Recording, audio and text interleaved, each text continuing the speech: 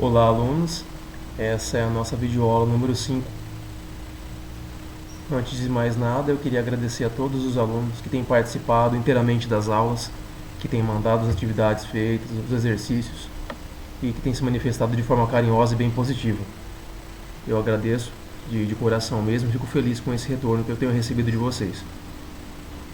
Quero começar também deixando aqui na tela uma pequena crônica do Rubem Alves sobre o hábito da leitura. Peço que parem o vídeo e a leiam antes de a gente seguir e pensem a respeito. Eu acho que é bem interessante a proposta.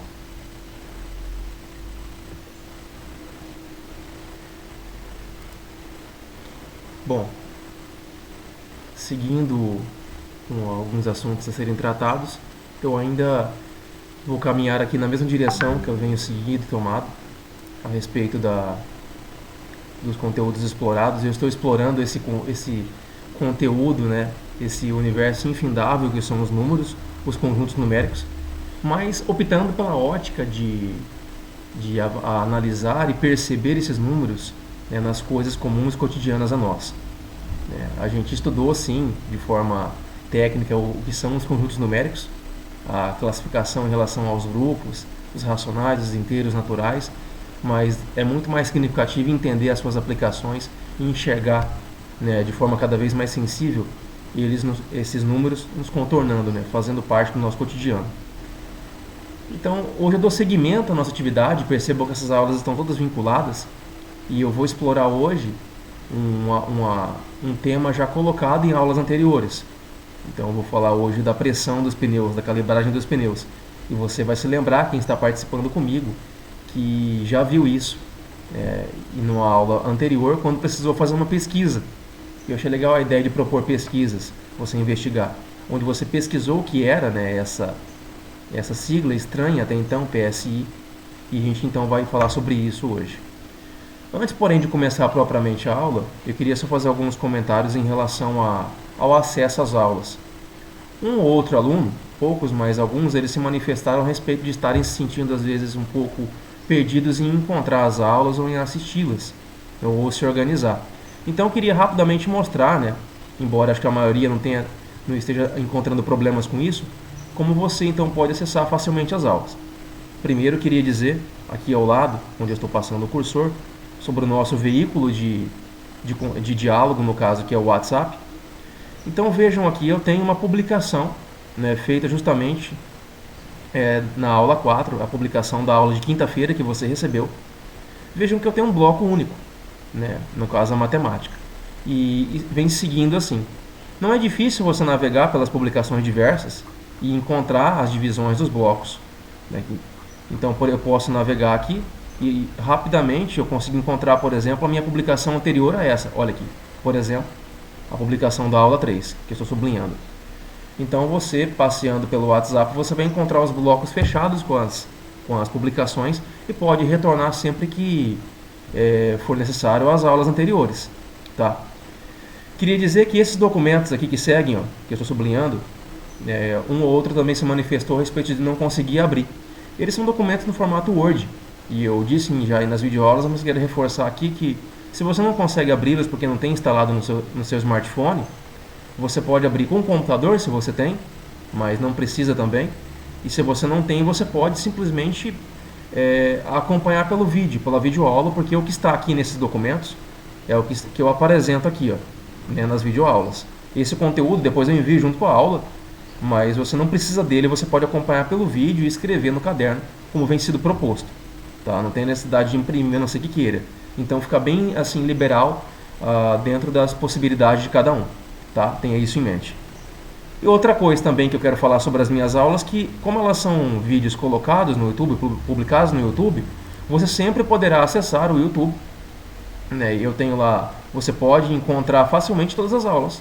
Eu tenho playlists já definidas, então, para o 9º ano, aulas de matemática nos 9º anos, e você vai encontrar e poderá ver, né, todas as aulas publicadas. Olha só. Então aqui eu já tenho as 4 aulas que foram colocadas, e essa que eu estou gravando agora será a 5ª, e logo virá para cá também. Então você pode facilmente se organizar em relação às publicações. Tá? Então eu queria estar colocando isso antes de mais nada, para que você possa, para aqueles que estejam talvez um pouco desnorteados, se encontrar de forma melhor. Bom, vamos ao foco principal então da aula de hoje. Eu quero falar hoje sobre pressão. A gente vai falar hoje sobre a calibragem dos pneus e sem pressioná-los muito, eu quero hoje falar sobre a grandeza pressão. Olha o trocadilho. Pois bem, então você já respondeu, né? Essas figuras já são comuns para você, eu já havia colocado na atividade anterior, na proposta de pesquisa. E eu quero agora falar um pouco mais sobre isso. Certamente você já viu, né? Quando alguns de vocês pessoalmente já foram até um posto de gasolina calibrar os pneus e devem ter observado isso aqui. Eu particularmente tenho essa experiência quando eu vou calibrar os pneus do meu carro ou da minha bicicleta. Então vejam esse PSI. Mas você sabe o que significa? Eu propus como pesquisa, e você encontrou de forma similar ao que eu encontrei, que esse PSI é uma sigla que vem do inglês, né? Essa aqui é a sua expressão em inglês.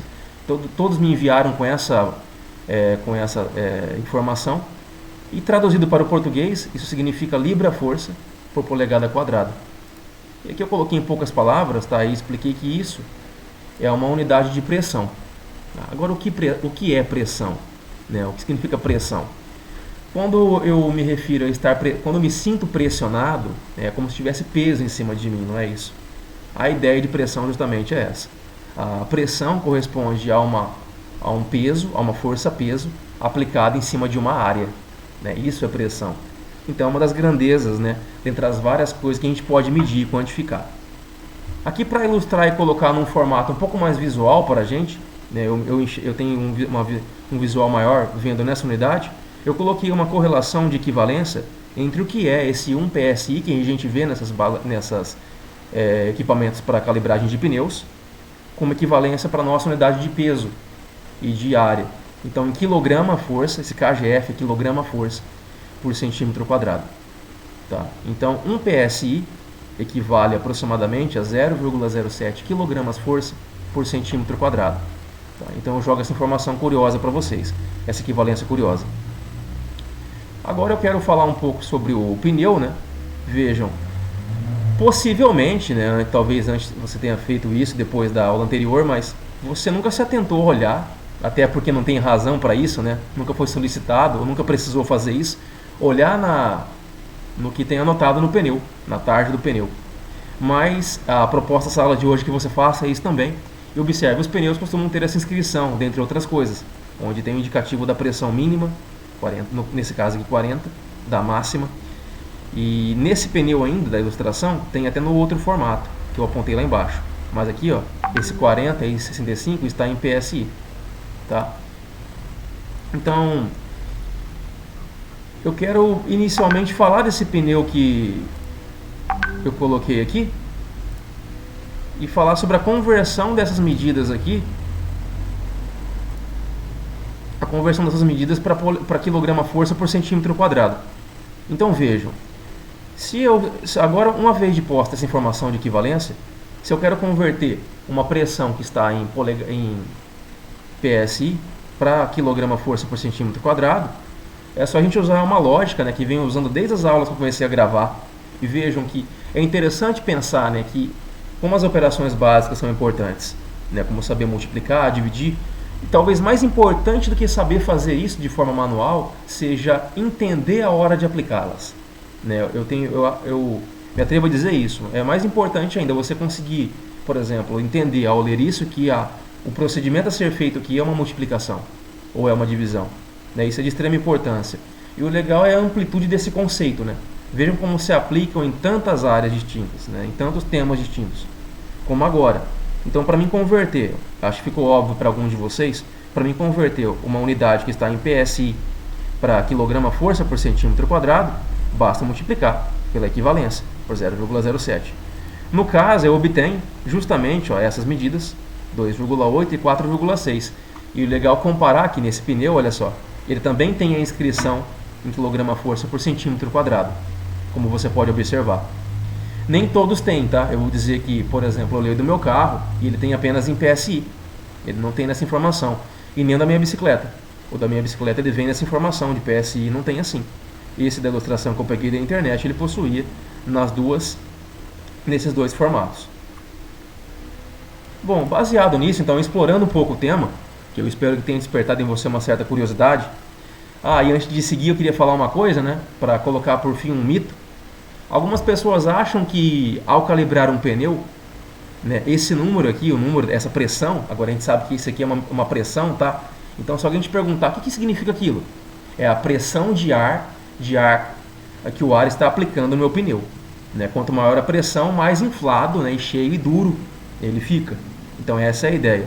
Então você sabe dizer o que é isso agora. O que é isso? É a pressão de ar no pneu. Pressão. Agora, é interessante pensar que a quantidade, a pressão, né, ela não tem a ver necessariamente com o volume, porque algumas pessoas ficavam assim um tanto encabuladas de pensar, mas como eu posso colocar numa bicicleta 65 PSI e num automóvel colocar 40, né? Você pode investigar na sua casa. Para quem calibra o pneu da sua casa, converse com o pai ou com a mãe, se você tem automóvel, geralmente não passa dos 40 PSI. Tá? O meu carro é sempre calibrado em 32, 33 PSI. E aí eu vou com a bicicleta e calibro para 40. Você poderia pensar, mas pô, o pneu da bicicleta ele é menor, né? Ele tem menos volume. E aí você vê que não tem uma relação com o volume, né? Mas tem uma relação com a pressão. O pneu da bicicleta, geralmente ele tem mais pressão, ele se mantém mais duro do que um pneu do carro, por exemplo. Então, uma curiosidade aqui. Bom, eu proponho no primeiro exercício, um exercício simples aqui, eu peguei uma ilustração que tem aqui o pneu do carro apontando a sua pressão máxima indicada, tá? 44 PSI, para esse caso. Isso varia muito de pneu para pneu. Os pneus têm várias especificações aí de tamanho. E essa ilustração acompanha com 6. Olha, acompanha 6 unidades de medida de pressão, 6 medidas de pressão em PSI. A proposta é, converta cada uma delas, aproximando para uma casa decimal, como eu fiz aqui, para quilograma-força por centímetro quadrado. Então o que você vai fazer aqui nesse exercício é converter essas informações em PSI para isso, kgf por centímetro quadrado. É a primeira proposta. A segunda é para você, então, usando sua casa como laboratório, tá? Eu gostaria que você fizesse isso. Caso, e é claro, se possível, caso você tenha na sua casa bicicleta ou bicicletas, e tenha também um automóvel ou automóveis, e tiver a possibilidade de você olhar uma inscrição, procurar o que está escrito nele e achar, dentre as várias coisas, a pressão, eu gostaria que você fizesse isso. Então você vai escrever, por exemplo, aqui a minha bicicleta. E se ela tem, por exemplo, um máximo e um mínimo como essa, talvez seja até o mesmo, pode colocar, não tem problema.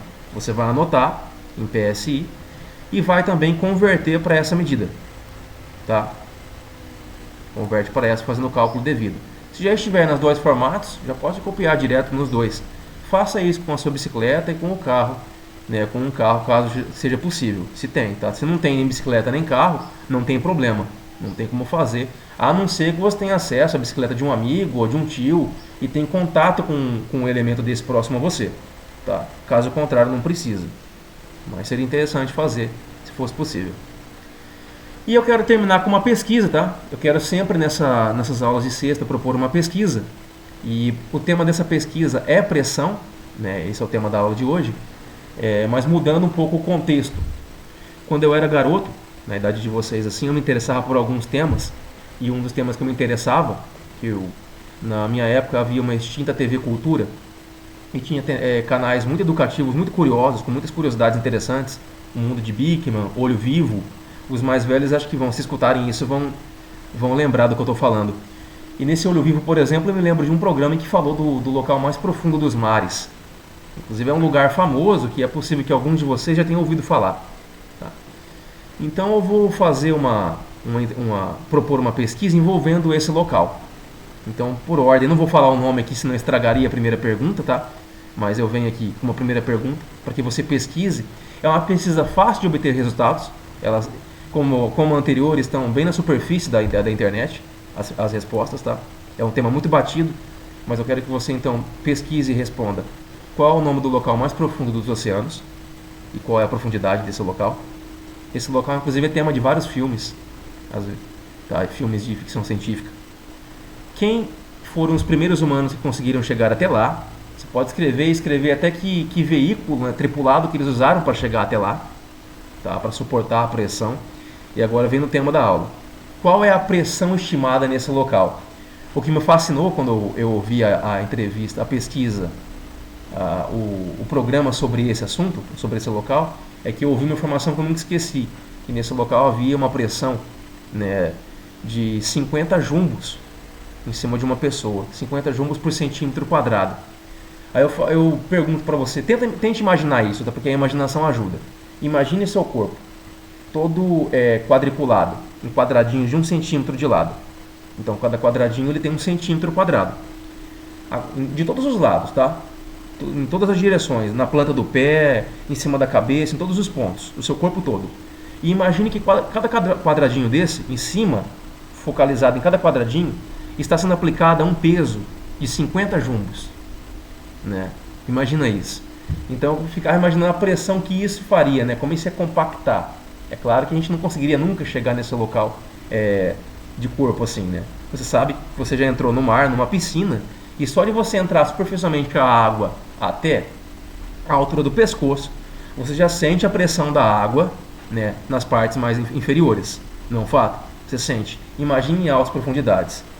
Então é um tema bem interessante. Pesquise qual é a pressão, coloca aqui. A gente vai comentar depois nas próximas aulas, tá? Vou comentar a pesquisa nas próximas aulas. E para complementar e ilustrar um pouco, escreva um nome, né? Pesquise também, escreva o nome de alguns animais que habitam esse local. E aqui eu finalizo a apresentação com um animal um tanto exótico, tá? Olha que peixe lindo, que é um animal dessas regiões aí. Você pode inclusive pesquisar o nome dele e colocar também dentre os animais que você colocar. Então essa é a proposta para hoje. Espero que tenham gostado do tema. Espero que estejam gostando, se divertindo, né? Não esquecer disso, a ideia é se divertir, tá? E espero vê-los em breve. Até a próxima. Um grande abraço.